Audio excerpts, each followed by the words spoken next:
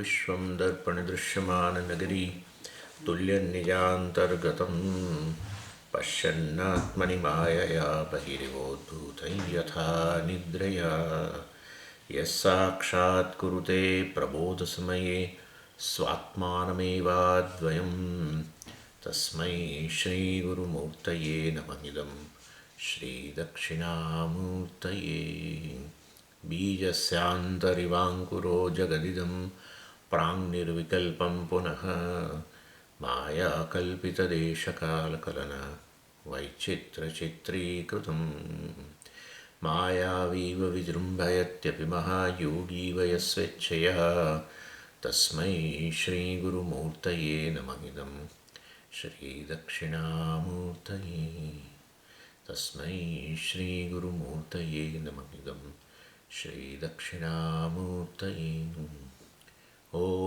सहना भवतु सहनौ भुनक्तु सह वीर्यङ्करवावहै तेजस्विनावधीतमस्तु मा विद्विषावहै ॐ शान्तिः शान्तिः शान्तिः सदाशिवसमारम्भां शङ्कराचार्यमध्यमाम् अस्मदाचार्यपर्यन्तां वन्दे गुरुपरम्पराम् ઓમ. ત્રીજા અધ્યાયની સમરી આપણે જોવાની છે, ત્રીજા અધ્યાયનો સાર. અને અધ્યાયનું ટાઇટલ જે પ્રમાણે છે એ પ્રમાણે આ અધ્યાય વાસ્તવમાં કર્મયોગ અર્થાત કર્મ. જીવનમાં કોઈ પણ વસ્તુ સિદ્ધ કરવી હોય તો કર્મ વગર સિદ્ધ ક્યાં થાય છે? અને કર્મ એકલું કર્મ કરવાથી સિદ્ધ ન થાય, કર્મ પાછળ જ્ઞાન પણ જોઈએ. જ્ઞાન વગર કર્મ ન થાય. ભૌતિક સિદ્ધિ માટે પણ બે વસ્તુ છે, જ્ઞાન પહેલાં અને પછી કર્મ, તો ત્યારે સિદ્ધ થાય. બંને પાછળ ઈચ્છા જોઈએ તો હોય, જ્ઞાનની ઈચ્છા, કર્મની ઈચ્છા. એટલે ઈચ્છા તો બરાબર છે. એટલે ત્રણ શક્તિ આપણી પાસે છે જ. કર્મ ઈચ્છા શક્તિ છે, જ્ઞાન શક્તિ છે અને ક્રિયા શક્તિ છે. એટલે ઈચ્છા શક્તિનો ઉપયોગ આ રીતે આપણે જ્ઞાન પ્રાપ્તિ માટે કે કર્મ કરવા માટે, અને પછી ઈચ્છા એ કરીએ પછી જ્ઞાન પણ પ્રાપ્ત કરીએ અને કર્મ પણ કરીએ. કંઈ પણ વસ્તુ સિદ્ધ કરવા માટે બે જ વસ્તુ છે જગતમાં. કંઈ પણ સિદ્ધ કરવું હોય બે જ વસ્તુ છે, જ્ઞાન અને કર્મ. અહીંયા બે વસ્તુ છે, જ્ઞાન અને કર્મ. પરંતુ અહીંયા ધ્યેય જરા જુદા પ્રકારનું છે. ધ્યેય જુદા પ્રકાર હોવાને કારણે જ્ઞાન જુદા પ્રકારનું છે. જ્ઞાનથી ધ્યેયને અનુરૂપ હંમેશા સાધન હોય, સાધ્યને અનુરૂપ સાધન હોય. એટલે જ્ઞાન તમારે જીવનની અંદર મોક્ષ વગેરે પ્રાપ્ત કરવો હોય, જે પ્રાપ્ત થઈ ચૂકેલો હોય, સિદ્ધ થઈ ચૂકેલી વસ્તુ હોય, સાધ્ય ન હોય પણ તો સિદ્ધ હોય, તો પછી સાધન જરા જુદા પ્રકારનું હોય. સામાન્ય રીતે સાધ્ય એટલે શું? જે આપણી પાસે ન હોય ને ભવિષ્ય મેળવવાનું હોય, એ સાધ્ય. એના માટે સાધન, જે તે સાધન. આ જગ્યાએ તમને કોઈકે અમદાવાદથી બરોડા જવું હોય તો આપણે ના કે સાધન છે. ભાઈ, એ બરોડા ઓલરેડી પહોંચી જ ગયેલા હોઈએ તો પછી વાસ્તવમાં કોઈ પ્રશ્ન ઊભો નથી થતો. એટલે સાધ્ય આપણને પ્રાપ્ત ન હોય તો પછી એવા સંજોગોની અંદર સાધન જે છે એ એક પ્રકારનું. પણ સાધ્ય ન હોય, સિદ્ધ હોય, સિદ્ધ થઈ ચૂકેલી વસ્તુ હોય, પરંતુ તો સિદ્ધ થયેલું હોય તો સ્વામીજી શા માટે સાધનની વાત કરો છો? સાહેબ, પણ સિદ્ધ થઈ ચૂકેલું હોય પણ ખબર ના હોય કે મને સિદ્ધ થઈ ચૂક્યું છે, તો પછી સાધન જુદા પ્રકારનું હોય. એક જ સાધન હોય એમાં. તો સિદ્ધ થઈ ગયેલી વસ્તુ માટે, સિદ્ધ થઈ ગયેલી વસ્તુ હોય અને છતાંય સાધ્ય જ લાગ્યા કરતું હોય ત્યારે સાધનનું નામ સાધન એક જ છે ને, એ છે જ્ઞાન. બીજું કોઈ સાધન જ નથી. સિદ્ધ થયું છે પણ છતાંય સાધ્ય માને છે, નથી મોક્ષ મળ્યો નથી હજુ, વગેરે વગેરે. આ બધું. એટલે એ રીતે મુક્તિ છે જ. મોક્ષ એટલે મુક્તિ. ઘણીવાર મોક્ષ શબ્દથી આપણે કંટાળી જઈએ છીએ, પણ મુક્તિ જ જોઈએ છે. કશું જોઈતું નથી લોકોને. જીવનમાં મુક્તિ જોઈએ છે બસ. કોઈ મારા પર નિયંત્રણ ન કરે. ન દેશ મારા પર નિયંત્રણ કરે કોઈ, ન કાળ નિયંત્રણ કરે, ન કોઈ વસ્તુ, કોઈ વ્યક્તિ. કોઈના નિયંત્રણમાં નથી રહેવું. એટલે મતલબ મુક્તિ જોઈએ છે, આ પ્રકારની સ્વતંત્રતા જોઈએ છે. કદાચ કોઈ આપણે માનીએ માનીએ કે કોઈ વ્યક્તિના નિયંત્રણમાં નથી આ વ્યક્તિ, માની લઈએ ચાલો, પણ એને આટલી તો ખબર છે કે હું કાળના નિયંત્રણમાં છું. આ બધું આ બધી મનમાં રહી રાખીને ફરું છું કે હું કોઈના નિયંત્રણમાં નથી. આ ફુગ્ગો ક્યારે ફૂટી જશે ખબર નથી. સમજી ગયા ને તમે? એટલે ઇન શોર્ટ કહેવાનો આશય એવો છે મારો કે આવા સંજોગોની અંદર સિદ્ધ વસ્તુ હોય, પ્રાપ્ત થઈ ગયેલી વસ્તુ હોય, અને છતાં એને સાધ્ય જ માન્યા કરીએ, નથી પ્રાપ્ત એવું માનીએ. પ્રાપ્ત વસ્તુ હોવા છતાં પણ અપ્રાપ્ત છે એવું માન્યા કરતાં એ તો એક જ સાધન છે જાણવું કે મને પ્રાપ્ત થઈ ચૂક્યું છે. બસ આટલું. આત્મા સિદ્ધ વસ્તુ છે, હે ને? આત્મા સિદ્ધ વસ્તુ ખરી કે નહીં? તમે એટલે આત્મા, તો તમે તો સિદ્ધ જ છો ને. તમારાથી અન્ય હોય તો એ સાધ્ય હોય, કારણ કે તમારી પાસે હોય ન હોય, દૂર હોય, પણ તમે જ જ્યારે કહો કે તમે જ મુક્ત, તમે જ આત્મા છો અને મુક્ત છો, ત્યારે પછી એના એવા સંજોગોની અંદર આત્મા સિદ્ધ વસ્તુ છે ને એ આત્મા મુક્ત છે. આત્મા સિદ્ધ છે તો તમે જાણો જ છો. હું સ્વામીજી હુંને પ્રાપ્ત કરવાનું હોય જ નહીં, હુંને કંઈક બીજું પ્રાપ્ત કરવું છે. હું હજુ પ્રાપ્ત કરો છો આવું કોઈ ના કહે, એ તો ગાંડો કહેવાય માણસ. હું તો પ્રાપ્ત જ છું. એ હુંની સમજ જ ઉલટી થઈ ગયેલી છે. હુંની સમજ ઉલટી છે, અને કારણે જગતમાં આપણે શોધ્યા કરીએ છીએ. જગતમાં ખરેખર હુંને જ શોધીએ છીએ, આપણને ખબર નથી. સુખ શોધીએ ત્યારે હુંને શોધું છું, શાંતિ શોધીએ ત્યારે હુંને શોધું. કારણ કે શાંતિ નામનો પદાર્થ નથી, સુખ નામનો પદાર્થ નથી. મારાથી અન્ય એટલે જગત. તો જગતમાં કંઈ પદાર્થ હોવો જોઈએ. ના સમજ, પદાર્થ નહીં, કોઈ સમય પદાર્થ નથી, અને એ સમય શાંતિ હોય એવું તો કંઈ છે નહીં ભાઈ. સવારે 7 વાગે એટલે હું શાંત થઈ જાઉં અને 8 વાગે જતી રહી શાંતિ, આવું તો કદી છે નહીં. કોઈ દિવસ હોય 7 વાગે શાંતિ સવારે, કોઈ વાર ના હોય. એટલે સમય પણ વિચારવા જેવી વસ્તુ છે. આ તો એટલું બધું સરળ છે આ સમજવું કે જીવનમાં જે ધ્યેય મેળવવાનું છે એ ખરેખર મળી ચૂકેલું છે. ખોટા હેરાન થઈએ છીએ માયાને કારણે. જેમ પેલું મૃગજળની શોધમાં નીકળેલો હરણ હોય, કેવી એની સ્થિતિ હોય, એવી સ્થિતિ જ આપણી. તૃષ્ણા ખરેખર જે છે વસ્તુ, જેની તૃષ્ણા છે ને એ વસ્તુ, એ તૃષ્ણાની જરૂર નથી, તૃપ્તિ છે જ, એવું છે. ચાલો, એની એટલે કહેવાનો આશય આ જ્ઞાન અહીંયા જરા જુદા પ્રકારનું છે. જગતમાં તમે જ્ઞાન પ્રાપ્ત કરો, જગતની વસ્તુ મેળવવા માટે, એ તો બધું યુનિવર્સિટીઓમાંથી એન્જિનિયરિંગ આ તે ફલાણું ટીકણું જ્ઞાન પ્રાપ્ત કરો, થોડી સ્કિલ્સ પ્રાપ્ત કરો, બધું એને ગણી લેવાનું એની અંતર્ગત, અને પછી તમે પ્રવૃત્તિ કરો, જોબ, બિઝનેસ, જે પણ પ્રવૃત્તિ કરો તમારા જ્ઞાનને અનુરૂપ, ત્યારે વસ્તુ પ્રાપ્ત થાય. એટલે અહીંયા જ્ઞાન યોગ પણ, એટલે જ્ઞાન યોગ એટલે આત્માનું જ્ઞાન વાસ્તવની અંદર આ પ્રકારનું જુદા પ્રકારનું છે.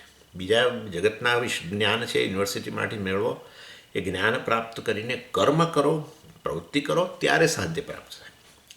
અહીંયા તો જ્ઞાન જ સાધ્ય, જ્ઞાન જ સાધન, જ્ઞાન જ સાધન. આત્મજ્ઞાનથી મોક્ષ મળે ખોટી વસ્તુ છે. આત્મજ્ઞાન જેવી રીતે કોઈ વસ્તુ કરી, આમ આપણે કહીએ ને કર્મ કરીને કર્મફળ મેળવે, કર્મફળ ઉત્પન્ન થાય કર્મમાંથી છે, એવી રીતે જ્ઞાન પ્રાપ્ત કરીને મોક્ષ મેળવીએ. એટલે મોક્ષ પણ ઉત્પન્ન થાય એમ જ્ઞાનથી. જો ઉત્પન્ન થાય તો પછી જવાનું છે, જેમ કર્મફળ પણ છે અનિત્ય છે, તેવી રીતે આ જતું હોય, એટલે મોક્ષે જતું હોય. એક વસ્તુ છે, મોક્ષ નિત્ય વસ્તુ છે, કર્મફળ અનિત્ય વસ્તુ છે. એટલે કહેવાનો આશય એવો છે કે આપણે જે જીવનમાં મેળવવું છે એ નિત્ય વસ્તુ જ છે. આમે તમે જુઓ તો નિત્ય વસ્તુની જ ઈચ્છા છે.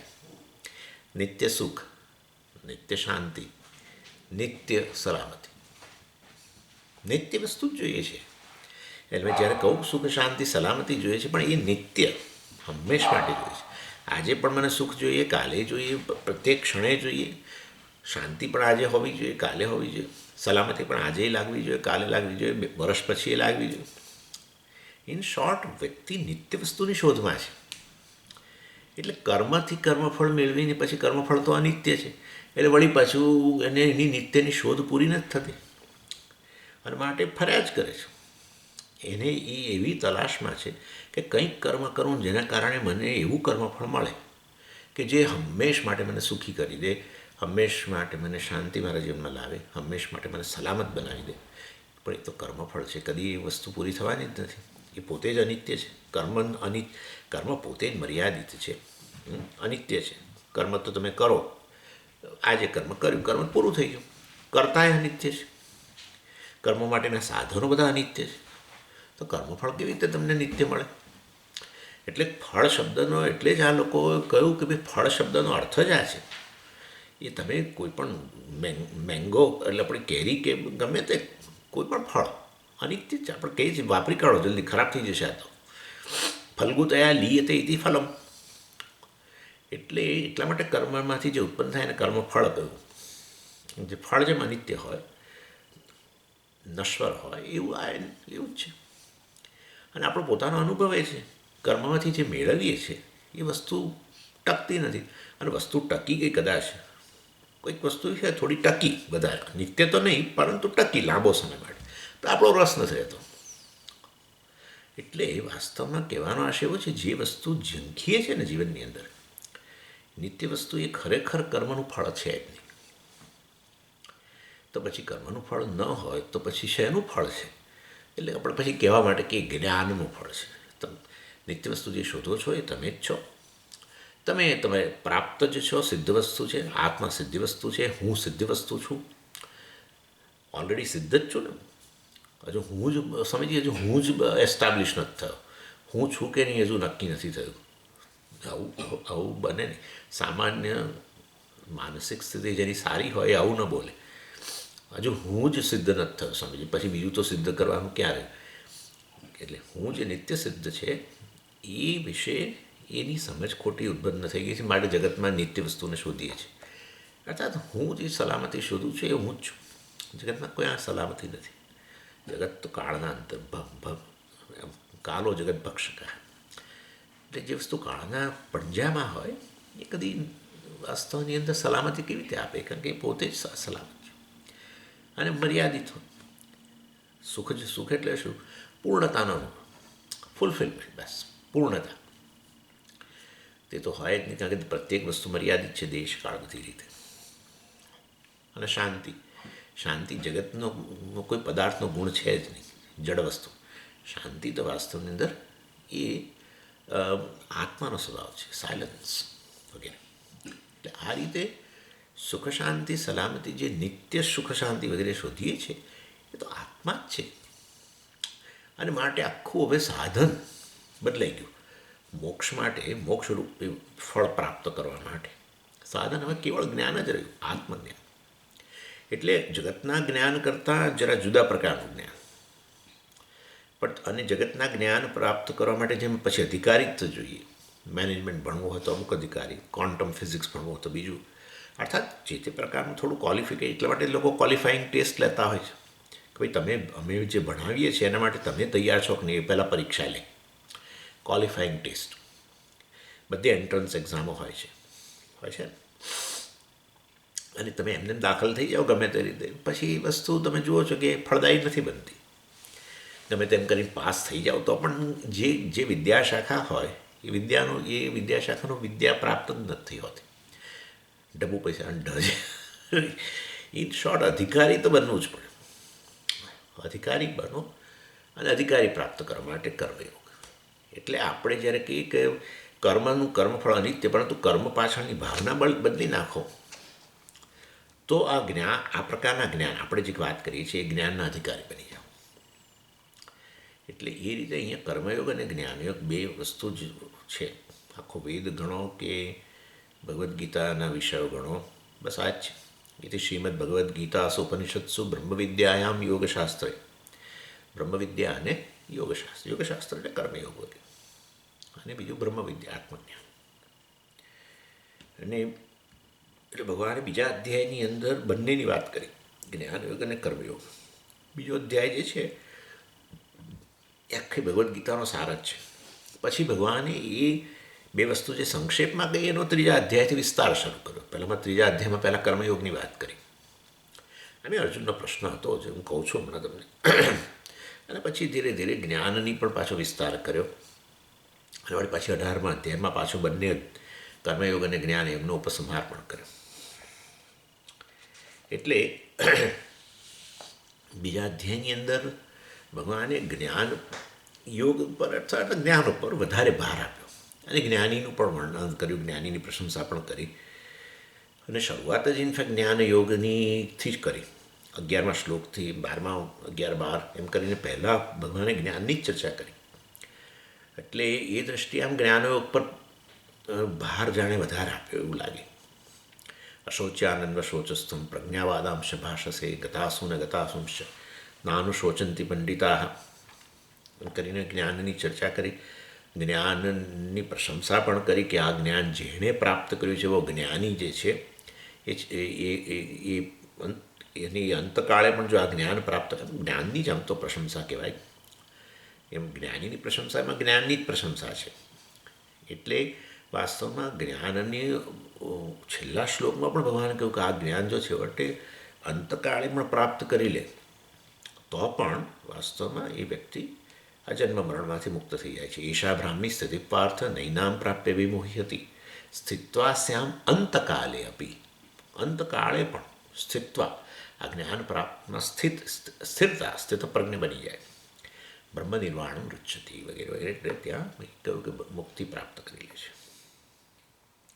એટલે ભગવાને શરૂઆત 11મા અને બીજા અધ્યાયમાં 11મા શ્લોકથી જ્ઞાનથી ચર્ચા શરૂ કરી. અંતમાં 72મા શ્લોકમાં પણ જ્ઞાનની જ વાત કરી. અને ભગવાને વચ્ચે પછી આ 39મા શ્લોકથી શરૂ કરીને લગભગ 53મા શ્લોક સુધી 54મા શ્લોક સુધી વચ્ચે આ કર્મયોગની પણ ચર્ચા કરી. કર્મ આપણે જાણીએ છીએ કર્મણ્યેવાધિકાર હસ્તે 47મો શ્લોક 48મો શ્લોક. એટલે 39મા શ્લોકથી શરૂ કરીને ભગવાને ધીરે ધીરે પછી કર્મયોગની પણ ચર્ચા કરી. એટલે અને એની અંદર 48મા શ્લોકમાં કે યોગસ્થ કુરુ કર્માણી સંગમ ત્યક્ત્વા ધનંજય સિદ્ધ સિદ્ધ્યો સમો ભૂત્વા સમત્વમ યોગ ઉચ્યતે. એટલે તું કર્મ કર અને કર્મ પાછળની તારી ભાવના બદલી નાખ.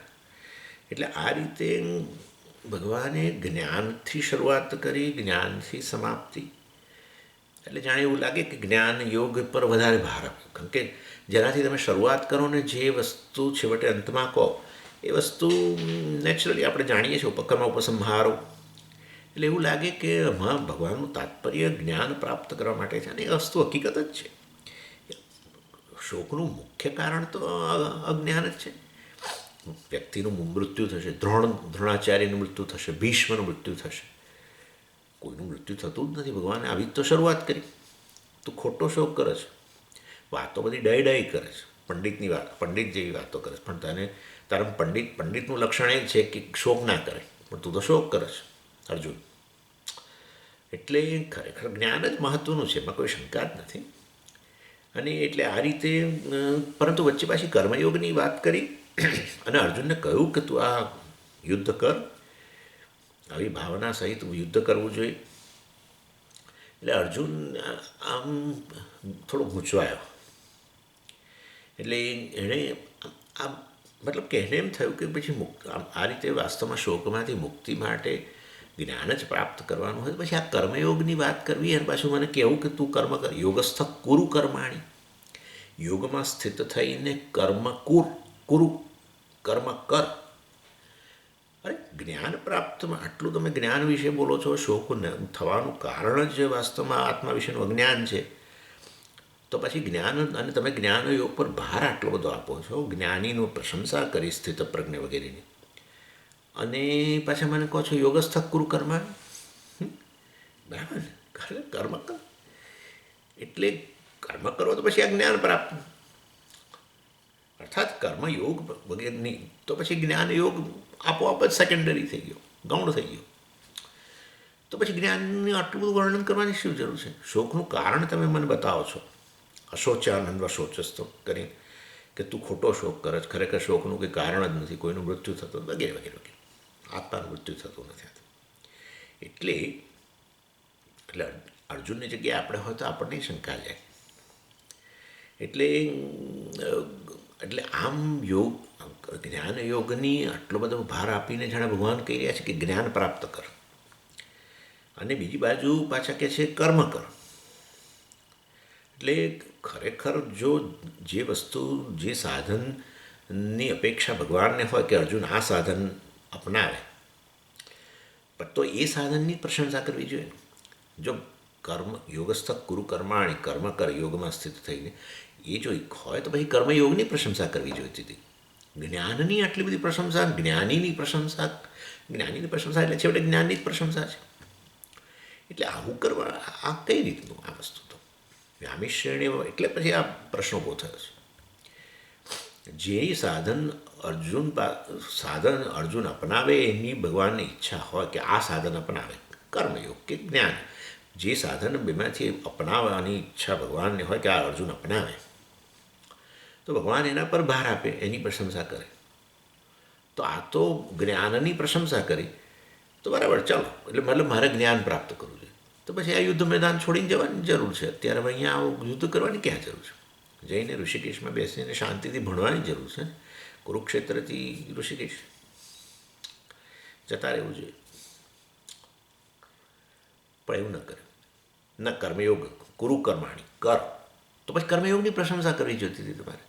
આટલું બધું જ્ઞાનની પ્રશંસા કરવાની ક્યાં જરૂર હતી? એટલે અર્જુનનો પ્રશ્ન ખોટો નથી.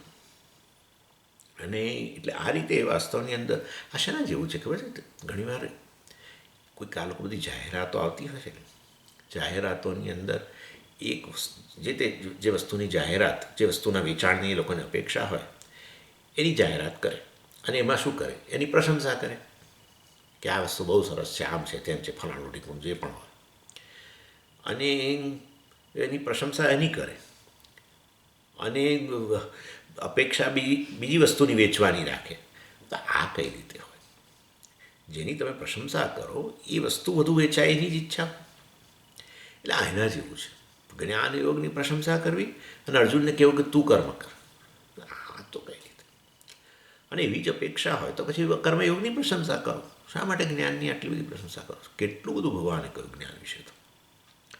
એટલે આ રીતે ત્રીજા અધ્યાયની શરૂઆત, હું તમને એની ભૂમિકા આપું છું. ત્રીજા અધ્યાયની શરૂઆતમાં અર્જુનનો પ્રશ્ન, એ અધ્યાયની પૂર્વ ભૂમિકા છે. એ પ્રશ્નને કારણે પછી ભગવાને કર્મયોગની ચર્ચા શરૂ કરી.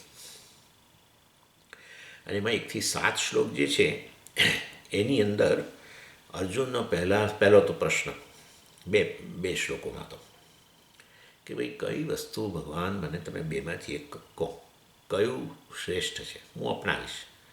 કર્મયોગ શ્રેષ્ઠ છે કે જ્ઞાનયોગ શ્રેષ્ઠ છે? કારણ મને સમજાતું જ નથી. જ્ઞાનયોગ શ્રેષ્ઠ છે એવું મને લાગ્યું ખરું, અને મેં એટલે તો કહ્યું કે યુદ્ધ મેદાન છોડીને જતા રહીએ, યુદ્ધ કરવું જ નથી, જ્ઞાન પ્રાપ્ત કરી. પણ તમે બીજી બાજુ કહો છો કુરુ કર્માણી, કર્મ કર, યુદ્ધ કર. તો આ કઈ રીતે? એટલે એ વાસ્તવની અંદર બેમાંથી કઈ વસ્તુ શ્રેષ્ઠ છે તમે પહેલાં નક્કી કરો અને પછી મને કહો, હું કરવા તૈયાર છું. અર્થાત મોક્ષ માટે શ્રેષ્ઠ શું? શોકમાંથી મુક્તિ. આપણે બીજું સ્વામીજી મને નથી લાગતું અર્જુનને મોક્ષની ઈચ્છા હોય. અરે ભાઈ, શોકમાંથી મુક્તિની વાત છે. શોકમાંથી મુક્તિ એટલે મુક્તિ એટલે મોક્ષ. મોક્ષ એટલે વાસ્તવમાં જે વસ્તુ મનુષ્ય જીવનમાં ઈચ્છે નહીં એમાંથી મુક્તિ, એનું નામ જ મોક્ષ. દુઃખમાંથી મુક્તિ, અસલામતીમાંથી મુક્તિ. બરાબર ને? મેં કહ્યું કે નિત્ય સુખ જોઈએ એટલે શું? દુઃખમાંથી હંમેશ માટે મુક્તિ જોઈએ છે. That's it. અસલામતીમાંથી હંમેશ માટે મુક્તિ જોઈએ છે, ભયમાંથી. અને અશાંતિમાંથી હંમેશ માટે મુક્તિ જોઈએ છે. એ જ થયું ને? એટલે શોકમાંથી મુક્તિ, ઇન શોર્ટ, એ હંમેશ માટે જોઈએ છે. એટલે અર્જુન મોક્ષ જ ઈચ્છે. તો એમાં કયું સાધન છે ના સમજી શકે. કારણ કે કર્મ કરવાનું કહે છે, એના હૃદયમાં શોક છે, ભગવાન એને ઉપદેશ આપે છે શોકમાંથી મુક્તિ માટે. તો બરાબર, સરસ. પણ એમાં પ્રશંસા જ્ઞાનની કરીને આટલી બધી જ્ઞાનની આટલી બધી પ્રશંસા કરી તો પછી વાસ્તવમાં જ્ઞાન જ મુક્તિનું સાધન હોય. પરંતુ ભગવાન કહે છે કે તું કર્મ કર, તો પછી એનો અર્થ કે કર્મયોગ કદાચ મુક્તિનું સાધન હોય. એટલે એ વસ્તુ એ સમજી ન શકે. એટલે એને કારણે એણે આ ત્રીજા અધ્યાયની અંદર પહેલાં પ્રશ્ન કર્યો કે બેમાંથી કયું શ્રેષ્ઠ છે મુક્તિ માટે, મોક્ષ માટે, શોકમાંથી મુક્તિ માટે કયું સાધન શ્રેષ્ઠ છે? અને ભગવાને પછી એનો ઉત્તરમાં જે બધું કહ્યું એના કારણે એના મનમાંથી પછી એ બધી શંકાઓ ધીરે ધીરે દૂર થઈ. કેટલી થઈ એ તો પછી ત્રીજા અધ્યાયને અંતે પછી જે ચોથો અધ્યાય શરૂ કરીશું ત્યારે જોઈશું. અર્થાત આ પ્રશ્ન જુદી જુદી રીતે અર્જુન જુદા જુદા અધ્યાયમાં પૂછે છે ખરો. અને આના સંદર્ભમાં આપણે પહેલાં હવે આપણે તો સાધક છે, અર્જુન તો બરાબર છે, મુક્ત થઈ ગયું બરાબર, પણ આપણે ભગવદ્ ગીતા ભણીએ છીએ તો આપણે જાણી લઈએ પહેલાં કે આ જ્ઞાન યોગ સ્વામીજી મારા જીવનમાં અપનાવવો જોઈએ કે કર્મયોગ કરવો જોઈએ. બહુ છે આ લોકો પ્રશ્ન આપણા કરતા જ હોય છે મિત્રો. એટલે આપણા માટે શું શ્રેષ્ઠ છે એ વસ્તુ આપણે આ અધ્યાયમાંથી તારવી લઈએ. પહેલાં પહેલો મુદ્દો એ છે કર્મયોગ અને જ્ઞાનયોગ વચ્ચે પસંદગી નથી. એટલે આ પ્રકારનો પ્રશ્ન અર્જુનનો કે બેમાંથી શ્રેષ્ઠ કયું મોક્ષ માટે, એ પ્રશ્ન ખોટો છે. એ ભગવાન ક્લિયર કરવાના છે. આપણે પહેલાં એમને વાત કરેલી છે. આ શેના જેવો પ્રશ્ન છે ખબર છે? કર્મયોગ અને જ્ઞાનયોગમાંથી મુક્તિ માટે સારું કયું, એ પ્રશ્ન જે છે ને શેના જેવો છે? આપણે કહીએ ને કે ભાઈ એટલે કે ભાઈ સ્વામીજી બુશર્ટ સારો કે પેન્ટ સારો? બે બે બુશર્ટ હે ને, બે બુશર્ટ કે શું કહેવાય, બુશર્ટ કે જર્સી જે કહું હોય કહો તમારે, એના વચ્ચે પસંદગી હોય તો બરાબર પ્રશ્ન. બે પેન્ટ વચ્ચે પસંદગી કરવાની તો બરાબર છે, પણ સમજી બુશર્ટ સારો કે પેન્ટ સારું, આ પ્રશ્ન બરાબર અર્જુનનો પ્રશ્ન આવો છે. એટલે આ વાસ્તવ એનો અર્થ એવો થયો કે બંને પહેરવાના હોય જરૂરી છે. એટલે ખરેખર બેની વચ્ચે પસંદગી નથી. એટલે કર્મયોગ મુક્તિ માટેનું સાધન હોય અને જ્ઞાનયોગ પણ મુક્તિ માટેનું સાધન હોય તો પસંદગી હોય, પણ આવી પસંદગી છે નહીં. કોણે કહ્યું તમને? શાસ્ત્ર કહે છે. પણ અમે લોકો આવું કહે છે કે આપણે બહુ આપણી તેજસ્વી બુદ્ધિ ન હોય તો પછી આ જ્ઞાન યોગ નહીં, તો પછી જીવનમાં આપણે આપણી રાજસિક પ્રકૃતિ હોય તો આપણે કર્મયોગ કરીને મુક્તિ મેળવવી જોઈએ. જે બહુ સાત્વિક હોય, બુદ્ધિ તેજસ્વી હોય, લોકો જ્ઞાન યોગથી મુક્તિ મેળવે. આવું બધું ખોટી વસ્તુઓ છે. 4 યોગને આને તેને બિલકુલ વાહિયાત વસ્તુ છે. એ અધ્યાયમાંથી જ જો તમને ખબર પડી જશે. એટલે વાસ્તવમાં કર્મયોગ અને જ્ઞાનયોગ વચ્ચે મુક્તિ માટે પસંદગી છે જ નહીં. કોઈ ચોઈસ જ નથી ખરેખર. તો એવી ચોઈસ હોત તો ભગવાને બંને વસ્તુઓ ઇન્ટ્રોડ્યુસ જ ન કરી હોત. બરાબર. અર્જુનની સામે જોઈ નક્કી કરત કે અર્જુન તેજસ્વી છે કે નહીં. અર્જુન તેજસ્વી છે તો બહુ જ એની વિચારશીલ મનુષ્ય તો વિવેકનું અત્યારે ભલે આનામાં આ થયેલું છે, પરંતુ ભગવાન એનો મોહ દૂર કરવા માટે જરૂર એને જ્ઞાન આપી દત કે બસ છોડી દેવા યુદ્ધ બુદ્ધ, તારા માટે જ્ઞાન જ શ્રેષ્ઠ છે, મુક્ત થઈ જાય શોકમાંથી, થઈ જઈશ, જ્ઞાન પ્રાપ્ત કરી લે. અથવા તો ના, અર્જુન અધિકારી નહોતો, અર્જુન તો કર્મનો જ અધિકારી, તો પછી કર્મયોગની જ વાત કરી છે કે કર્મયોગ પણ મોક્ષનું સાધન છે. અર્જુન ચાલ તને જ્ઞાનની વાત નહીં કરું કારણ કે તારા મગજમાં નહીં જાય વસ્તુ, તો તું કર્મયોગથી મુક્તિ મેળવી લે શોકમાંથી. તો પછી ખાલી કર્મયોગની વાત કરી છે. ભગવાને બે વસ્તુ શા માટે કહેવી જોઈએ? ન જ કહેવી જોઈએ. બે વસ્તુ ખરેખર બેમાંથી એક મુક્તિનું સાધન હોય તો એ અધિકારી જે સામે ઊભો હોય એના આધારે કહી દેવા કે તારા માટે આ શ્રેષ્ઠ છે, તું આ કર, મુક્તિ મળી જશે. બીજો આવે એ બીજાનો અધિકારી હોય તો એને જ્ઞાનની વાતો કર તો ભાઈ જ્ઞાનથી કે એને જ્ઞાન આપી દેવું છે. બે વસ્તુ કહેવાની જરૂર નથી. એટલે વાસ્તવની અંદર બે વસ્તુ કઈ મતલબ બંનેની જરૂર છે, પસંદગી નથી બેની વચ્ચે ખરેખર.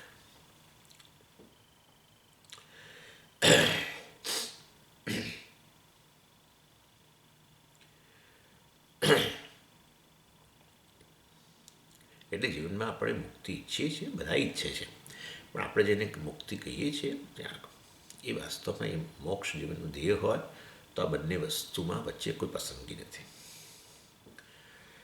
અને પછી બીજો પ્રશ્ન એ ઊભો થાય છે કે જો ખરેખર જ્ઞાનથી મુક્તિ મળતી હોય તો વાસ્તવમાં આપણે જે જ્ઞાન માટેનો અધિકારી બનવા માટે જે સાધન અધિકારી બનવું પડે એ એ માટે વાસ્તવમાં કયું સાધન છે અધિકારી બનવા માટે, જ્ઞાનના અધિકારી બનવા માટે? જ્ઞાન મુક્તિનું સાધન હોય, જ્ઞાન જ મુક્તિનું સાધન છે, તો પછી જ્ઞાનના અધિકારી બનવા માટે શું સાધન છે? એ પ્રશ્ન પછી આવે. અને આમ તમે જુઓ તો જીવનની અંદર દરેક વસ્તુ જ પ્રત્યેક તમે જેમ જેમ જીવનમાં આગળ પ્રગતિ કરો એવો ગ્રોથ તમારો વૃદ્ધિ વગેરે થાય એ પ્રમાણે તમારે ક્વોલિફિકેશન જોઈએ જ છે. ક્રિકેટ રમતા હોય તો ક્વોલિફિકેશન જોઈએ, એટલે પેલું સાદું શેરીમાં રમતા હોય એની વાત નથી કરતો. ક્રિકેટ મેચ વગેરે જે પેલા પ્લેયરો આપણા નેશનલ ટીમ વગેરે હોય છે એમાં અધિકારીત્વ જોઈએ. એમને કે થોડું કેટલું બધા તમારો રેકોર્ડ જોઈએ ને તમારું સિલેક્શન એના આધારે થતું હોય. એટલે વાસ્તવમાં મ્યુઝિક પણ મ્યુઝિક શીખવા માટે સમજી કોઈ સાધન બાધન ના જોઈએ. એમાં અધિકારી ના જોઈએ. મેં ટ્રાય કરેલો છે. પેલા સારે ગમ પદનિસા મારા કામમાં હતા અમદાવાદમાં. મને પેલું બધા ગાય ને એટલે એવું થયું કે આપણે ગાવું જોઈએ. કેટલું બધું એમણે ટ્રાય કર્યો કે જુઓ આ રીતે ગવાય, પણ મારા મગજમાં ગયું જ નહીં. સ્થૂળ બુદ્ધિ ના જ ગયું.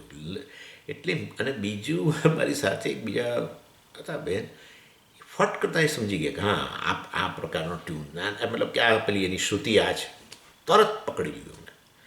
અને શીખ્યા, ઘણું બધું શીખ્યા તો ભજનો ના તે ભાઈ ઘણું. અને મેં કેટલો ટ્રાય કર્યો પણ ન બેઠો. એ કે સા એ કંઈક નથી આવતી, તમે શ્રુતિ જ નથી આવતી. એટલે સમજી શક્યો જ નહીં. એટલે મ્યુઝિક શીખવું હોય, ક્રિકેટ શીખવું હોય, ક્રિકેટ રમવું હોય, કોઈ પણ વસ્તુ માટે થોડું અધિકારીત્વ તો જોઈએ. અધિકારીત્વ વગર ના થાય. જ્ઞાન યોગ માટે પણ અધિકારીત્વ જોઈએ. અને અધિકારી તમે હોવ નહીં, તમે બનવું પડે અધિકારી ન થવું. અને અહીંયા શું છે, અધિકારીત્વ માટે થોડી અંતઃકરણની શુદ્ધિ જોઈએ, નિસ્વાર્થતા જોઈએ. સાચું કહું તો કેમ નિસ્વાર્થ જોઈએ? સ્વાર્થ એટલે આત્મકેન્દ્રી, બસ હું જ કેન્દ્રમાં, મારી બધી પ્રવૃત્તિઓના કેન્દ્રમાં હું. બસ મને શું મળે છે, બસ અહીંયાથી શું મળે છે. જ્યાં પણ જાય ને ત્યાં આટલું જ વિચારે, મારે શું પ્રદાન કરવું જોઈએ છે, નહીં મને શું મળે. લાગે કંઈ કંઈ બહુ અહીં મને કંઈ મળે એમ નથી તો આપણને એ રસ રહે નહીં. એ કર્મમાં રસ ન રહે, એ સ્થળમાં રસ ન રહે, કશામાં રસ ન રહે. મને શું મળે છે જો મને વિચાર્યા કરે આ રીતે, મતલબ કે મને એટલે આ એક વ્યક્તિને, અર્થાત વ્યક્તિ પ્રધાન બની જાઓ તો પછી હું આત્મા આ જગતની બધી જ વસ્તુઓમાં હું વ્યાપેલો છું, અર્થાત હું તો સર્વવ્યાપી છું. એ જ્ઞાન થવાની શક્યતા ઝીરો છે. ઝીરો. જેમ મેં પેલું મારું મ્યુઝિકમાં થયું હતું ને એવું થાય. ગમે એટલું આચાર્ય કે કરે કશી અસર જ ન થાય. અને પછી આપણે છોડી દઈએ.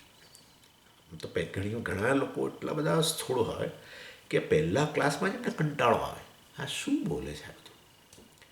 અતિ સ્થૂળ. એટલે જેટલા અંશે સ્વાર્થ વધારે એટલા અંશે આ જ્ઞાનની શક્યતા ઓછી. વ્યક્તિ પ્રધાન એટલે હું શરીર મન બુદ્ધિ છું એ જ વસ્તુની પ્રધાનતા હોય ત્યારે તું શરીર વિલક્ષણ છું એ વસ્તુ બેસે જ નહીં. એટલે જીવનમાં કંઈક અંશે મારા કરતાં બીજાઓ પણ છે, એ પણ મારા સમાન છે, એમને મદદ કરું. આત્મોપમ્યેન સર્વત્ર સમમ પશ્યતિ અર્જુન. આત્મા પોતાની ઉપમા આપીને બીજાને જોઈએ કે હું એમને જગ્યાએ હોઉં અને મારે જરૂર હોય તો હું કેવી અપેક્ષા રાખું, એવી રીતે આ વ્યક્તિને જરૂર છે તો મારે મદદ કરવી જોઈએ. અર્થાત તમે તમારી આત્મબુદ્ધિ હવે ક્યાં લઈ ગયા? અન્યત્ર લઈ ગયા. એટલે બીજાને આત્મા ગણવા લાગ્યા તો પછી જ્ઞાન થવાનું જ છે, કારણ કે તમે બધાના આત્મા છો. નિસ્વાર્થતા, મારી દૃષ્ટિએ નિસ્વાર્થતા જ મોટામાં મોટું ક્વોલિફિકેશન છે. નિસ્વાર્થતા. અને હોય છે જ જગતમાં. એવું નથી કે આપણે અહીંયા ભગવદ્ ગીતા ભણે એ લોકો નિસ્વાર્થ બને. તમે જુઓ છો એટલે કારણ કે આ તો યાત્રા છે ને, આધ્યાત્મિક યાત્રા છે. આધ્યાત્મિક યાત્રાની અંદર કોઈ આ જન્મમાં અમુક ડેસ્ટિનેશન પહોંચ્યું હોય, અમુક વ્યક્તિ બીજી જગ્યાએ પહોંચી હોય, ત્રીજી જગ્યાએ. એટલે આવું ઉદાહરણ મને નહીં આપવાનું કે ભાઈ સ્વામીજી ભગવદ્ ગીતા વગર એ લોકોમાં નિસ્વાર્થતા હોય છે, માટે ભગવદ્ ગીતા ભણવાની જરૂર નથી. એ ઉદાહરણ યોગ્ય ઉદાહરણ નથી. વ્યક્તિ નિસ્વાર્થ જણાતો હોય તો એ જીવનમાં આધ્યાત્મિક પ્રગતિ કરી રહ્યો છે. કદાચ એવું બને કે હજુ હવે આ શાસ્ત્રના સંપર્કમાં ક્યારેક આવશે જ, 101% આવશે. આ જન્મમાં નહીં આવે તો બીજા જન્મમાં આવશે, એનું પ્રારબ્ધ પૂરું થાય આવશે આવશે ને આવશે જ. કારણ કે એ નિસ્વાર્થતા છેવટે આત્મજ્ઞાન જ તરફ લઈ આવવાની છે. એટલે અને જ્યાં પણ એવું નહીં માનવાનું કે ઉપનિષદ પુસ્તક જ્યાં હોય કે આ ઉપનિષદ ભણાવાતું હોય એ વાસ્તવમાં એ આ જ્ઞાન પ્રાપ્ત કરે. અર્થાત જે પણ જગતમાં જે પણ ગ્રંથ આવો ઉપદેશ આપે કે તું જ ખરેખર સમગ્ર જગતનો આત્મા છો, એનું નામ ઉપનિષદ છે. એટલે વાસ્તવની અંદર આને આવશે પરિચયમાં, આવશે 101% આવશે. આધ્યાત્મિક યાત્રા એક જ ગણાય છે. પ્રત્યેક જન્મ છે એક ડેસ્ટિનેશન જ છે. વચ્ચે દિલ્હી જતા હોય ને જયપુર આવે ને ફલાણું આવે ને ઢીકણું આવે ને આબુ રોડ આવે ને એ બધા વચ્ચે સ્ટેશન આવે ને એમ કરતાં છેવટે દિલ્હી પહોંચે છે. એવું છે. એટલે વ્યક્તિ ઈશ્વર પ્રાપ્તિ કરે અર્થાત જ્ઞાનથી ત્યાં સુધીની યાત્રા એક જ ગણાય. એમાં ઘણા જન્મો જતા હોય તો જાય પણ શા માટે જાય? ભગવાન જ કહે છે ભાઈ અનેક જન્મ સંસિદ્ધ. એટલે કોઈ એમાં કેવી આમ કંઈ ડરવાની જરૂર નથી કે કશું કોઈ ચિંતાની જરૂર નથી, કોઈ એન્ઝાયટીની જરૂર નથી. મને આ જન્મમાં જ કેમ ના થઈ જાય? શું કરવા ચિંતા કરો છો? પણ શા માટે એટલી બધી ચિંતા કરવાની જરૂર છે? આ વધારે ચિંતા, આ ધ્યેય નથી મળતું એની જો તમને વધારે ચિંતા રહેતી હોય તો એક વસ્તુ નિશ્ચિત થઈ ગઈ કે તમને ઈશ્વરમાં શ્રદ્ધા નથી. That's it. અને શાસ્ત્રમાં શ્રદ્ધા નથી. શાસ્ત્ર કહે છે કે ભાઈ વ્યક્તિ નવા જન્મની અંદર કે જ્યાંથી પૂરું કર્યું તો ત્યાંથી જ શરૂ કરે છે. એટલે ગમે ત્યારે પછી શરૂ કરે એટલે જન્મથી પછી અહમ બ્રહ્માસ્મિ એવું એને જ્ઞાનની છે એવું નહીં. એનું પ્રારબ્ધની અંદર એ વસ્તુ અનફોલ્ડ થવાની જ છે જન્મમાં. કોઈના પરિચયમાં આવશે ને એને જલ્દી સમજાશે ને આ બધું. એટલે શાસ્ત્ર અને ઈશ્વરમાં તમને જો શ્રદ્ધા હોય એવું તમે જો કહેતા હો હું તો બહુ શ્રદ્ધાળુ છું, તો આ ચિંતા ન હોય. ચિંતા બતાવે છે કે તમે એણે જે કામ કરવાનું છે તો એનો ભાર તમારા માટે લઈ લીધો છે. કારણ કે તમને કદાચ શંકા છે કે એ નહીં કરે. આવું કરીએ છીએ આપણે, આવું કરીએ છીએ ઘણીવાર કોઈકને કામ સોંપીએ અને પછી આપણે જ કામ કરી લઈએ. કારણ કે આપણને શ્રદ્ધા નથી કે એ કામ યોગ્ય રીતે કરશે કે નહીં, મતલબ કરશે કે નહીં પહેલું, અને કરશે તો યોગ્ય રીતે કરશે કે નહીં. એટલે વળી સોંપ્યા પછી પાછું આપણે જાતે કરી લઈએ. એવું જ છે. ભગવાન કહે છે આ કામ મારું છે. જન્મ આપવો બધું કર્મફળદાતા છે. એટલે જન્મ આપો, ક્યાં જન્મ આપો, કેવી રીતે થાય, એનું પ્રારબ્ધ કયા વખતે આ વસ્તુ અનફોલ્ડ થવી, આ બધી વસ્તુઓ એની જવાબદારી છે. એને કહ્યું છે પણ છતાં આપણે ચિંતા કરીને એમ વસ્તુ જાણે કે સિદ્ધ કરી છે કે આ બધું છેવટે મારે કરવાનું છે, મારાથી થતું નથી ને આમ ને તેમને બધો ભાર માથે લઈને ફરીએ છીએ. જ્યારે એનું કામ એના કામનો ભાર આપણા માથે લઈ લઈએ ને ત્યાર પછી મુશ્કેલી વધી જાય. કારણ કે એનું કામ બહુ મોટું કામ છે ભાઈ. અને એ વસ્તુ આપણે આપણા માથે લઈ લઈએ પછી સ્થિતિ કે આપણે દબાઈ જઈએ. ખરેખર એવું હોય છે.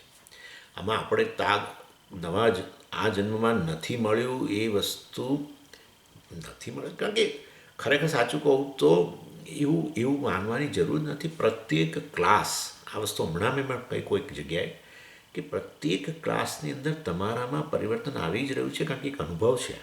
ક્લાસ જે છે એક અનુભવ છે અને અનુભવની ઇમ્પ્રેશન પડી જ રહી છે. અત્યારે જે બોલાઈ રહ્યું છે તમે બધા સાંભળી રહ્યા છો શાંતિથી, અને એની અસર પડી જ રહી છે. અને પડી રહી છે એવા સંજોગોની અંદર એ ઇમ્પ્રેશન સૂક્ષ્મ, એની સામે જે પેલી જૂની ઇમ્પ્રેશનો છે બધી આપણી એ ઘણી દ્રઢ થયેલી છે. એટલે આપણી જે અત્યારે ઇમ્પ્રેશન પડી રહી છે એની અસર નબળી જણાય.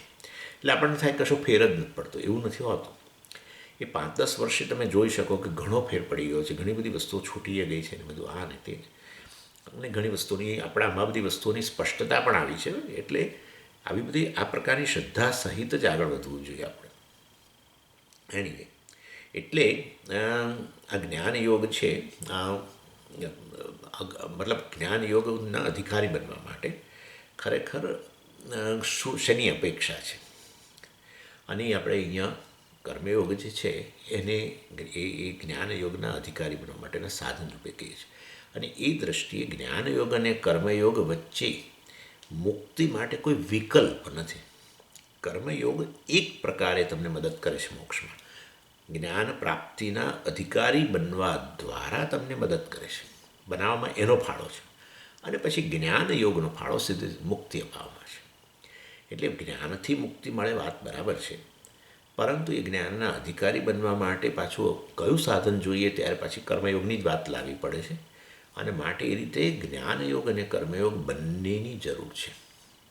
એ બેની વચ્ચે મુક્તિ માટે કોઈ વિકલ્પ નથી, ચોઈસ નથી કે હું આવો અધિકારી છું માટે કર્મયોગથી મુક્તિ મેળવી લઈશ, અથવા હું સારો અધિકારી છું માટે જ્ઞાનથી મુક્તિ મેળવી લઈશ. એવી પ્રકારે કોઈ પસંદગી નથી. there is no choice.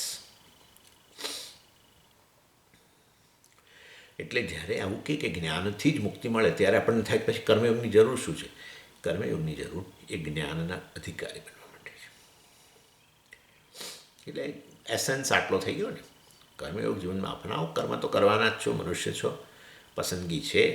આ કર્મયોગ નહીં કરો તો બીજા કર્મ કરશો અને એમાં અધર્મને આમંત્રણ આપશો. એટલે જીવનના કર્મમાંથી તો શરીર યાત્રા પી ચતે ન પ્રસિદ્ધેદ અકર્મણા. કર્મ કર્યા વગર રહી શકે જ નહીં કોઈ વ્યક્તિ. કંઈક તો કર્યા વગર, અને કહેશે હું કશું જ નહીં કરું તો તારી શરીર યાત્રા જ નહીં ચાલે. શરીર જ નહીં ચાલે. જો બિલકુલ પ્રવૃત્તિ બંધ થઈ ગઈ તો શરીર યાત્રા. અને આપણે જોઈએ છીએ લોકોના જીવનની અંદર, આપણે જોઈએ છીએ કે કોઈ કારણસર બિચારાઓ પથારીગ્રસ્ત થઈ જતા હોય છે, બિલકુલ કશું જ ન કરી શકે, પેરેલાઇઝ થઈ ગયો આ તે જે પણ, અથવા એમને કોઈ કારણસર કર્મ નથી કરી શકતા, કોઈ બીજો ગંભીર રોગ હોય તો પછી બહુ લાંબુ જીવન ચાલતું નથી. બધા શરીરના અવયવો ધીરે ધીરે ખોટકાતા જાય, બીજા પણ વસ્તુ બધી થાય, ડાયાબિટીસ, હાર્ટ, તેલ, બ્લડ પ્રેશર, બધું કેટલું બધું શરૂ થઈ જાય. એટલે શરીર થકી ને મન બુદ્ધિ તો આવે જ અંદર, મન બુદ્ધિ ઇન્દ્રિયો બધું આવવાનું, કર્મેન્દ્રિયો જ્ઞાનેન્દ્રિયો બધાનો ઉપયોગ થવાનો. એટલે કર્મ તો થવાનું જ છે. વાચિક કર્મ કહો, માનસ કર્મ કહો, શારીરિક કર્મ કહો. એટલે આ ત્રણેય પ્રકારના કર્મો થવાના તો છે જ, પણ એ જ કર્મને અમુક પ્રકારની ભાવનાથી કરો તો આ આત્મજ્ઞાનના અધિકારી બની જાઓ. એટલે એ દૃષ્ટિએ કર્મયોગનો સીધો મુક્તિમાં ફાળો નહીં. કર્મયોગનો સીધો ફાળો નહીં. કર્મયોગથી મુક્તિ ન મળી જાય. કર્મયોગ દ્વારા અધિકારી બનો જ્ઞાન, અને પછી જ્ઞાન પ્રાપ્ત કરીને મુક્ત થાઓ. કયું જ્ઞાન? હું મુક્ત છું, એ જ્ઞાનથી મુક્ત થઈ જાઓ. મુક્ત છો પણ ખબર નથી, પણ એ વસ્તુ સમજવા માટે જે તૈયારી જોઈએ મનની, એ આ કર્મયોગથી મળે.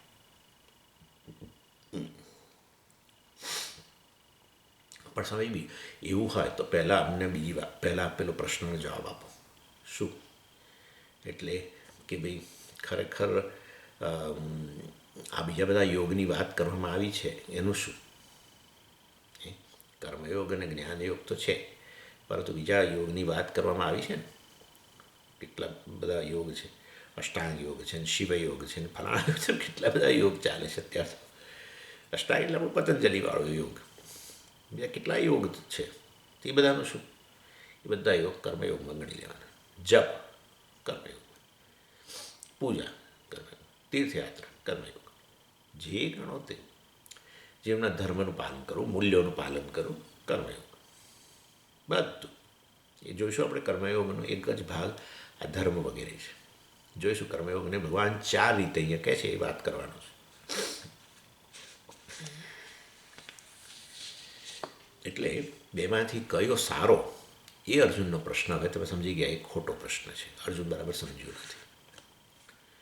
હા, હવે બીજી વાત કરો. જે પ્રશ્ન સામાન્ય રીતે લોકોનો હોય છે કે સમજીએ હવે હું રિટાયર થઈ જાઉં, તમે જો આવું કહો છો જ્ઞાનથી મુક્તિ મળતી હોય, અને તો હું રિટાયર થઉં કે ન થઉં? શું આ આખો દિવસ આ ક્લાસને આ તે બધું સાંભળ્યા કરું અને બસ હવે તમારી જીવન જીવવાની ઈચ્છા છે? આવો પ્રશ્ન થતો હોય છે. એટલે હવે જીવનમાં કઈ પદ્ધતિ, મતલબ જીવનશૈલી કયા પ્રકારની અપનાવો? પદ્ધતિ રવા દો. જીવનશૈલી, તમે કહો છો કે જ્ઞાનથી મુક્તિ મળે, તો પછી હવે મારે જીવનશૈલી કઈ અપનાવી? બધું છોડીને આખો દિવસ આ જ કરવું, કે થોડું જીવનમાં બીજી તમે કહો છો એ પ્રકારે કર્મયોગ પણ કરવો?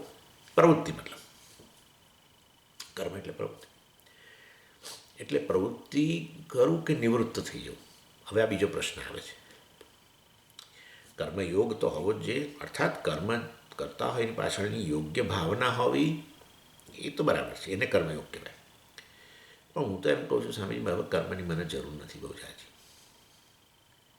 હું ખાલી આ જ્ઞાનને, મતલબ નિવૃત્તિ એટલે જ્ઞાન. નિવૃત્તિનો અર્થ એવો નહીં કે આખો દિવસ હવે રિટાયર થઈ ગયા ને ટીવી જોવું ને બધું સોશિયલ મીડિયા ઉપર ચેટ કરવું, એ નહીં. નિવૃત્તિ એટલે જ્ઞાન, રિટાયરમેન્ટ એટલે કે જ્ઞાન. તો બેમાંથી પ્રવૃત્તિ અપનાવું કે નિવૃત્તિ? જીવનશૈલી કઈ અપનાવું? અથવા હું, તમે કહો છો કર્મયોગ કરવો જ જોઈએ, તો પણ તોય હું તો બીજી બધી પ્રવૃત્તિ બંધ કરીને ખાલી સેવાનો થોડી કરું અને આ બસ જ્ઞાન પ્રાપ્ત કરું. તો સેવાનો ભાગ થોડો ઓછો અને જ્ઞાન મતલબ સાંભળવું ને આ બધી વસ્તુ વધારી દઉં, એ યોગ્ય ખરું કે નહીં? એટલે આના માટે શું કરવું, આ પ્રશ્ન ઉત્પન્ન થતો હોય છે. અર્થાત બહુ હવે ઓછામાં ઓછા સંબંધો બધા ઓછા કરી દેવા છે. એટલે અને આ જ્ઞાન માટે એટલે મારે બધાથી એટેચમેન્ટ ઓછું કરી દેવું છે. અને બસ કારણ કે એના લીધે આ જ્ઞાન પ્રાપ્ત નથી થતું. બધેથી એટેચમેન્ટ ઓછું કરી દેવું છે અને બીજી બહુ પ્રવૃત્તિ ઓછી કરી દેવી છે અને કેવળ આને જ જીવન સમર્પિત કરવું છે. કરવું જોઈએ કે ન કરવું જોઈએ, આવો પ્રશ્નો બહુ થતો હોય. એટલે કર્મયોગ અને જ્ઞાનયોગ બંનેની જરૂર છે, વાત બરાબર છે. પરંતુ જીવનશૈલી કઈ અપનાવું? રિટાયરમેન્ટવાળી કે એક્ટિવ લાઈફ? એમ એ પ્રકારનો પ્રશ્ન ઊભો થતો હોય છે, જેને કહેવાય પ્રવૃત્તિ માર્ગ અને નિવૃત્તિ માર્ગ. એટલે એવા સંજોગોની અંદર નિવૃત્તિ એટલે પછી તમે મોટાભાગની જવાબદારીઓ કુટુંબની આ તે બધી ઓછી કરી દો, બરાબર છે. અને પ્રવૃત્તિ એટલે મતલબ કે બધી જવાબદારીઓ છે તમે, અને એ લોકો માટેની ફરજો છે બધું ચાલુ રાખો વગેરે. એટલે એવું કહી શકાય કે જાણે કે ગૃહસ્થાશ્રમ, બરાબર, અથવા તો સંન્યાસ આશ્રમ. કઈ શૈલી? જીવનશૈલી, બરાબર છે. કર્મયોગ પણ જોઈએ અને આ પણ જોઈએ. પણ એવું તો સ્વામીજી, હું કર્મયોગ તો હું થોડું ઘણું તો ભલે નિવૃત્ત થઈ ગયો, પણ તો થોડી સેવા વગેરે તો કરી જ શકું છું, જે પણ કરી જ શકું છું બધાને. તો એ યોગ જ થઈ જશે, નિસ્વાર્થ ભાવે કરીશ. અને મેજોરિટી ટાઈમ આ સંન્યાસી જેમ જીવન બસ જ્ઞાન માટે, અથવા તો સેવા વધારે કરું, થોડી વધારે કર્મયોગ કરું, અને આ જ્ઞાન કોઈ ક્લાસ રોજે એક ક્લાસે ભરતો રહો. કયું વધારે સારું? હવે આ પ્રશ્ન આવે. એટલે ગૃહસ્થાશ્રમ સારો કે સંન્યાસ આશ્રમ સારો? બંનેની જરૂર તો ખરી. કર્મયોગ અને જ્ઞાનયોગ બંનેની જરૂર ખરી, પરંતુ વાસ્તવમાં જીવનશૈલી કઈ અપનાવો? એટલે સંન્યાસ લઈને પછી બસ આ જ્ઞાન પ્રાપ્તિ વધારી દઉં, જ્ઞાન પ્રાપ્તિનો મતલબ એની પ્રાયોરિટી લાવી દઉં અને થોડી થોડી સેવા કરતો રહું, એ સારું? કે વધારે બધી આ પ્રવૃત્તિ કરું, ઇન શોર્ટ કર્મયોગ વધારે કરું અને રોજ એક ક્લાસ કે વગેરે ભરતો રહું? કયું સારું? જીવનશૈલી કઈ સારી? નિષ્ઠા, એને કહેવાય નિષ્ઠા. ભગવાને કહ્યું લોકેસ્મિન દ્વિધા નિષ્ઠા. કર્મયોગ અને જ્ઞાનયોગ વચ્ચે પસંદગી નથી, પરંતુ એ બંને યોગના અનુષ્ઠાન માટે, બંને યોગને અપનાવવા માટેની જીવનશૈલીમાં પસંદગી છે. પણ સંન્યાસીને ક્યાંથી કર્મયોગ હોય? એના કેટલાક કર્મો છે, પણ કર્મયોગ એમાં કેટલાક, એટલે એને કરવા જ પડે એવા કર્મો છે. હા, તે કર્મયોગ કેવા? હા, કર્મયોગનો એક ભાગ છે નિયત કર્મ. નિયત કર્મ એટલે જે શાસ્ત્રએ કહ્યું એ કર્મો આપણા રાગદ્વેષને વચ્ચે લાયા વગર, ગમા અણગમાને વચ્ચે લાયા વગર કરવા. કર્મયોગ એટલે સંન્યાસીના જીવનમાં પણ કેટલાક કર્મો છે જે એણે કરવા જોઈએ. કર્મયોગ જ શાસ્ત્રે કહેલા છે, આટલું આટલું તો કરવાનું, પ્રણવ જપને વગેરે વગેરે, ભાષ્ય પારાયણના અથવા આ પ્રકારનો સ્વાધ્યાય વગેરે, એ કર્મ કરવાનું, એની કર્મયોગ થઈ ગયો. કારણ કે શાસ્ત્ર વિહિત છે. પોતાના ગમાણ ગમા નહીં, મને ભણાવવું નથી ગમતું માટે હું છોડી દઉં, ના, શાસ્ત્રે કહ્યું છે માટે હું કરું, હું ગમાડું વગેરે. એટલે આપણે ગમાણ ગમાન બાજુએ લાવો, કરી દેવાનું. એટલે સંન્યાસીને પણ જીવનમાં કર્મયોગ છે, અને જ્ઞાન તો આપોઆપ જ જ્ઞાન પ્રાપ્તિમાં જ લાગેલો છે. એટલે આ જીવનશૈલી સારી, આ પ્રકારનું સંન્યાસ આશ્રમવાળી કે ગૃહસ્થાશ્રમ, જેમાં કર્મયોગ વધારે, નિસ્વાર્થતા વધારે, સેવા વધારે, અને ગૃહસ્થાશ્રમના પણ નિયત કર્મો છે. શાસ્ત્ર કે છે આ ગૃહસ્થએ આવા કર્મો કરવાના, પંચમહાયજ્ઞ મેં તમને કહ્યું જ છે. એવા કર્મો કરવા એની પ્રધાનતા હોય, અને જ્ઞાન સેકન્ડ, ગૌણ, રોજ એક ક્લાસ ભરવો, આ બસ, વધારે નહીં. કયું સારું? હવે એ તો તમારા પર છે. જીવનશૈલી કઈ અપનાવી એ તમારા પર છે. એટલે જીવનશૈલીની અંદર પસંદગી તમારી છે,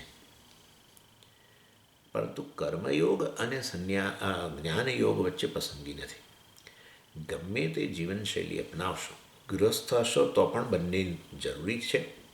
એકની પ્રધાનતા છે, કર્મયોગની પ્રધાનતા છે ગૃહસ્થાશ્રમમાં, જ્ઞાન યોગ ગૌણ છે. કારણ કે તમારી કેટલીક જવાબદારીઓ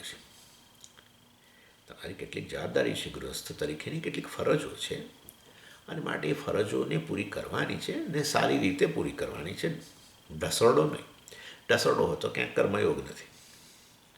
એટલે એની યોગ્ય રીતે પૂરી કરવાની છે, અને માટે એની પ્રધાનતા. સંન્યાસીને કર્મયોગ ગૌણ, નેચરલી થોડા ઘણા કર્મ, જ્ઞાનયોગની પ્રધાનતા છે. એટલે આ રીતે વાસ્તવની અંદર જીવનશૈલી કઈ અપનાવી, બંને યોગ માટે થઈને, બંને તો કરવાના જ છે, પરંતુ કઈ જીવનશૈલી અપનાવી એમાં પસંદગી છે, એમાં જરૂર પસંદગી છે. માટે ભગવાને કહ્યું કે લોકેસ્મિન દ્વિધા નિષ્ઠા, બે નિષ્ઠા એટલે બે જીવનશૈલી છે. કર્મયોગ જ્ઞાનયોગ વચ્ચે પસંદગી નથી. અધિકારી બનવા માટે કર્મયોગ, બન્યા પછી અધિકારી બન્યા પછી જ્ઞાન યોગ, અને એ રીતે પસંદગી છે જ નહીં એમાં તો. પરંતુ બંનેના અનુષ્ઠાનમાં માટેની જે આશ્રમ વ્યવસ્થા છે, જીવનશૈલી કહો, નિષ્ઠા, એમાં જરૂર પસંદગી છે. એ તમારા પર નક્કી, તમારા પર છોડો. તમને લાગે કે ભાઈ જીવનમાં આખો દિવસ સ્વામીજી આ બધું મને બહુ ના ગમે, મને તો થોડી પ્રવૃત્તિ ગમે, બસ, તો પછી ગૃહસ્થાશ્રમ સારો છે. અને સ્વામીજી પણ મને હવે આ વસ્તુ, હું મારું મન એમાં રહી શકે છે, હું સાંભળી શકું દિવસમાં, આ બધું નોટ્સ બનાવી શકું, આ કરી શકું, એનું પર ચિંતન કરી શકું, નિધિધ્યાસન કરી શકું. તમારા મનની એવી સ્થિતિ હોય તો પછી ફરજો વગેરે છે એ ઓછી કરી, તો એને સંન્યાસ આશ્રમ કહેવાય.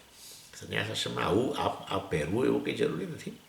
ગ્રસ્થમાં પણ આ પ્રકારે તમારી પ્રધાનતાને આધારે, કયા યોગની પ્રધાનતા છે એના આધારે નક્કી થાય કે તમે સંન્યાસી કહેવાઓ કે ગૃહસ્થ કહેવાઓ.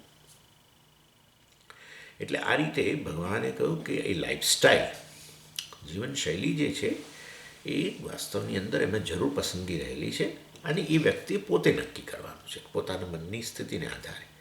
પ્રવૃત્તિ ઓછી થઈ જાય ને આપણને અજંપો રહે તો મતલબ કે આપણે અંદર રહેલા રાગદ્વેષને હજુ બરાબર જરા એડ્રેસ કરવાની જરૂર છે. એટલે એવા સંજોગોની અંદર કર્મયોગની પ્રધાનતા હોવી જરૂરી જ છે. પણ આપણે લાગે કે આપણું ચિત્ત ઘણે અંશે હવે શાંત થઈ ગયેલું છે, અને પ્રવૃત્તિ ઓછી હોય તો પણ મને અજંપો નથી રહેતો. અને એટલું જ નહીં, અજંપો નથી રહેતો એનો અર્થ એવો નહીં કે તમે અધિકારી બની ગયા છો. તમે આ જ્ઞાન માટેની તમારી જ્ઞાનની ઈચ્છા તમારી તીવ્ર બની છે કે નહીં. ઘણીવાર આપણે થાકીને છોડી દેતા હોઈએ, બહુ વર્ષો કર્યું સમય થાક્યા, અને માટે અમે અધિકારી કહેવાય, એવું નહીં. એટલે કંટાળાને લીધે કર્મ છોડી દઈએ છીએ, કે ખરેખર આ જ્ઞાનની ઈચ્છા વધુ તીવ્ર બની ગઈ છે, એના લીધે આપણે કર્મનું ભારણ ઓછું કરીએ છીએ, એ નક્કી થાય, એના આધારે નક્કી થાય. એટલે આ રીતે વાસ્તવની અંદર જીવન સમજી લેજો, કર્મયોગ જ્ઞાનયોગ વચ્ચે કોઈ પસંદગી નથી, પરંતુ કર્મયોગ અને જ્ઞાનયોગ બંનેના અનુષ્ઠાનની અંદર જે જીવનશૈલી અપનાવીએ એમાં પસંદગી છે. એકની અંદર જ્ઞાન યોગની પ્રધાનતા છે, કર્મયોગ ગૌણ છે. ગૃહસ્થાશ્રમ એટલે કર્મયોગની પ્રધાનતા વધારે છે, જ્ઞાન યોગ ગૌણ છે. આપણી માનસિક સ્થિતિના આધારે જાણીએ છીએ ઘણા રાગ દ્વેષ ને બધું છે, અને મારું મન એવી રીતે શાંત બનીને આખો દિવસ કે આ બધું કરી ન શકે, તો પછી કર્મયોગની પ્રધાનતા રાખવી જ જોઈએ, એ પ્રકારે છે. અને વાસ્તવિક સંન્યાસ આશ્રમની વાત કરું તો એમાં કર્મયોગ મેં તમને કહ્યું પ્રમાણે રહેલું જ છે. સંન્યાસીઓને પણ વિહિત કર્મ હોય છે, અને તમે કેટલાક સંન્યાસીઓને પેલો દંડવાળા પણ જુઓ છો. એ દંડની પૂજા કરવી, આ તે બધું એમનું બહુ એમનું નિયત કર્મ છે. રોજે રોજ એને ધર્મદંડ કહેવામાં આવે છે. દંડી સંન્યાસીઓ જોયા છે ને તમે, એટલે એ લોકો તો રોજે દંડની જેમ આપણે ભગવાનની પૂજા કરીએ ને એવી રીતે એની પૂજા કરવાની, ષોડશોપચાર પૂજા. અને બીજા પણ છે, દંડી સ્વામીએ કોઈ જગ્યાએ ભિક્ષા ના લઈ શકે ને અમુક જ જગ્યાએ ભિક્ષા લેવી, ને આ તે બધા કર્મો જ છે વિહિત. શાસ્ત્રે કહ્યું છે ભાઈ એકવાર દંડ ધારણ કરો સંન્યાસ લઈને તો આટલું તો વસ્તુ નિશ્ચિતપણે તમારે હોવી જોઈએ. તમે જુઓ શંકરાચાર્યજી, બધા ચાર શંકરાચાર્યજી, અર્થાત આપણા મૂળ આદિશંકરાચાર્યજી પણ દંડવાળા, દંડી સંન્યાસી.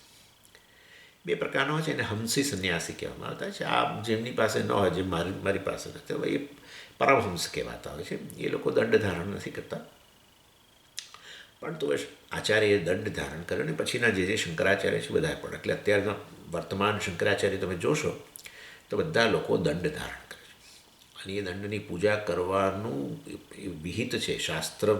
અને કોણે કરવાની? સંન્યાસી. એટલે થઈ ગયું ને, નિશ્ચિત એ નિયત કર્મ છે, કરવું જ પડે એમણે. એટલે કર્મયોગ છે એમના જીવનમાં પણ. અને એ સિવાય બીજું ભાષ્ય પારાયણ કરતા હોય, ઓમકાર જપ કરતા હોય, બધું હોય છે થોડું. એટલે વાસ્તવની અંદર એ કર્મો રહેલા તો છે જ. એટલે સંન્યાસ હોય માટે જ્ઞાન યોગ જ છે એવું ના હોય. આ રીતે થોડા ઘણા કર્મો હોય, વિહિત કર્મ હોય, અને એ રીતે કર્મયોગ એમના જીવનમાં ચાલતો હોય, ને એ એમને મદદરૂપ પણ થતો હોય અધિકારી બનવામાં વધારે. કારણ કે સતત આ પ્રકારના વિહિત કર્મોના અનુષ્ઠાનને કારણે રાગદ્વેષ, ગમાવ કર્મ માટેના ઓછા જ થઈ જાય. શાસ્ત્રએ કહ્યું કરવાનું છે, પોતાને ગમે કે ન ગમે. અને એમ કરતાં કરતાં પછી ગમે જ, જે કરો એ જ ગમવા માંડે. એવું પહેલાં શું હતું કે આ મને ગમે માટે હું કરું. હવે શું થઈ ગયું, આ તો કદાચ કોઈ આચાર્યને એવું ન હોય, પણ સામાન્ય રીતે સામાન્ય સંસારી લોકોને શું હોય, આ ગમે છે માટે હું કરું છું.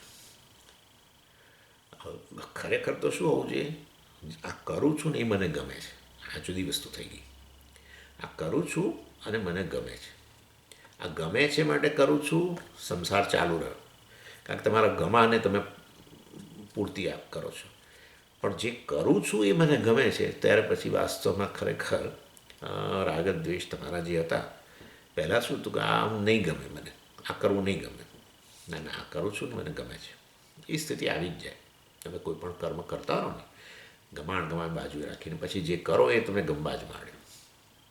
એની ચાલો, એટલે અત્યારે એ વાત નથી, હમણાં પછી એ તો આવશે. એટલે ગૃહસ્થાશ્રમ કે આ પ્રકારનો સંન્યાસ, એટલે ગૃહસ્થાશ્રમમાં સ્વામીજી પણ પેલી ચોટી અને પેલો જનોય, બરાબર ને, એના આધારે નક્કી થાય કે આ કર્મ કરવાના છે. એના આધારે સંધ્યાવંદન ને આ તે બધા નિયત કર્મો.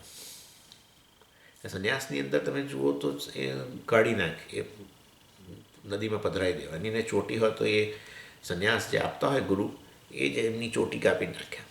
ના હોય તો પ્રશ્ન નથી, પણ હોય એની વાત છે, હોય એની ચોટી કાપી નાખે, બધું શેવિંગ જ થઈ જાય. એટલે જે ગૃહસ્થાશ્રમમાં ચિહ્નો હતા કર્મના, વિહિત કર્મ કરવાના, કર્મયોગના ચિહ્નો જણાતા હતા, એ જાણે સંન્યાસ આશ્રમમાં નથી. માટે એવું નહીં માનવાનું કે સંન્યાસ આશ્રમમાં કર્મયોગ છે જ નહીં, ખાલી જ્ઞાન જ, એવું નથી. સંન્યાસીઓને દંડ પેલો મેં તમને કહ્યું ને, અથવા એમને પણ માને એમને પણ સંન્યાસ આપ્યો ત્યારે સ્વામીજી એમ કહ્યું તો આટલું આટલું રોજ કરવાનું કહેલું જ છે. એ બધું જાહેર કરવાનું ન હોય, પરંતુ આ તો ખાલી કહું છું તમને. એટલે એમને પણ વિહિત કર્મો છે, ગૃહસ્થાશ્રમમાં વિહિત કર્મો છે કે જેણે હવે જનો હોય ને એ લોકોએ સંધ્યાવંદન કરવું, આ કરવું, તે કરવું, અગ્નિહોત્ર કર્મ જે પણ હોય, અથવા પંચમહાયજ્ઞ ચાલો એટલો ખરું. એટલે પંચમહાયજ્ઞની વાત મેં ઘણી વાર કરેલી છે, એટલે હવે હું આ વખતે નથી કરવાનો. એટલે કહેવાનો આશય એ છે, કર્મયોગ બંનેમાં છે અને જ્ઞાન બંનેમાં છે. ગ્રસ્થાશ્રમમાં પહેલાં કર્મયોગની પ્રધાનતા છે. પંચમહાયજ્ઞ, બીજી પોતાનું કુટુંબ હોય તો એને પ્રત્યેની ફરજો હોય વગેરે વગેરે, એના માટે ધન અર્જન કરવું, આ તે બધું, અને આ સંધ્યાવંદન વિહિત કર્મ પણ હોય. એ રીતે કર્મયોગની પ્રધાનતા થઈ જાય, એને ગ્રસ્થાશ્રમ કહેવાય. અને સાથે સાથે આવું ભણે વગેરે, શ્રવણ કરે રોજ, પરંતુ ગૌણ હોય, અને એ ગૌણ પોતાની પસંદગીથી છે. કર્મયોગની પ્રધાનતા અને જ્ઞાનયોગ ઓછો એ પોતાની પસંદગી છે. કેમ? કારણ કે આપણે આપણી માનસિક સ્થિતિને પ્રત્યે પ્રામાણિક છે, પ્રામાણિકતા જોઈએ. આ જ્ઞાન, કોઈ પણ જ્ઞાન પ્રાપ્ત કરવું હોય ને એટલે એના પ્રમાણનો ઉપયોગ કરવો પડે, એને પ્રમાણથી જ્ઞાનના સાધનથી. અને એ પ્રમાણ શાસ્ત્ર વગેરેનો ઉપયોગ કરતા હોત, અને એ જ્ઞાન ક્યાં, એના માટેનું સાધન અહીંયા આંતરિક સાધન મન. તો મન પ્રત્યે પણ વાસ્તવમાં પ્રમાણિકતા જોઈએ કે ભાઈ જે સાધન છે, મારું સાધન આ પ્રકારનું છે. એમાં પોતાના માટે હીન ભાવના લાવવાની જરૂર નથી. અજ્ઞાનને કારણે આ બધું હોવાનું જ છે. આ તો નિયમ છે ઈશ્વરનો. અજ્ઞાન હોય એટલે આવું હોય, આ હોય તો, અને અજ્ઞાન માટે હું જવાબદાર નથી. માટે જે છે અંદર રાગદ્વેષ, માટે જવાબદારી ઓળી નહીં લેવી. રાગદ્વેષ બહુ છે કે આના માટે રાગ છે, આના માટે દ્વેષ છે, આવી કોઈ આ પ્રકારની હીન ભાવના લાવવાની જરૂર નથી. એના માટે કશું કરીએ નહીં, એ વસ્તુ ખોટી છે. એના પ્રત્યે એલર્ટ રહીને એની નિવૃત્તિ માટે ધીરે ધીરે પ્રયત્ન કરીએ, શાસ્ત્રનું શ્રવણ વગેરે કરીએ, જીવનમાં થોડો થોડો નિસ્વાર્થતા લાવીએ, એ બરાબર છે, એની જરૂર ખરી. બાકી બીજું હીન ભાવનાની જરૂર નથી. રાગદ્વેષ બહુ છે. અત્યારે પણ તમે જવાબદાર નથી, અજ્ઞાન જવાબદાર છે, અને અજ્ઞાન માટે તમે જવાબદાર નથી. સમજો આ વસ્તુ. એટલે વાસ્તવની અંદર આ બે જીવનશૈલીની ભગવાન ધીમે ધીમે વાત કરે છે કે અર્જુન તું સમજ્યો નથી. મેં તને એમ નથી કહ્યું કે કર્મયોગ અને જ્ઞાનયોગ બેમાંથી એકની પસંદગી કરવાની છે મોક્ષ માટે. ના, બંનેની મેં વાત કરી છે બીજા અધ્યાયમાં. એ જ બતાવે છે કે બંનેની જરૂર છે, પરંતુ આ બંનેના અનુષ્ઠાન માટે જે જીવનશૈલી જોઈએ, કે આ ગૃહસ્થ આશ્રમ કે સંન્યાસ આશ્રમ, એમાં જરૂર પસંદગી છે. બરાબર? કેટલા વાગે? ઓહ, સોરી. ઓમ પૂર્ણમદ પૂર્ણમિદમ પૂર્ણાત પૂર્ણમુદચ્યતે પૂર્ણસ્ય પૂર્ણમાદાય પૂર્ણમેવાવશિષ્યતે.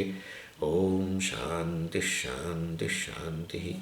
હરિ ઓમ. શ્રી ગુરુભ્યો નમઃ. હરિ ઓમ.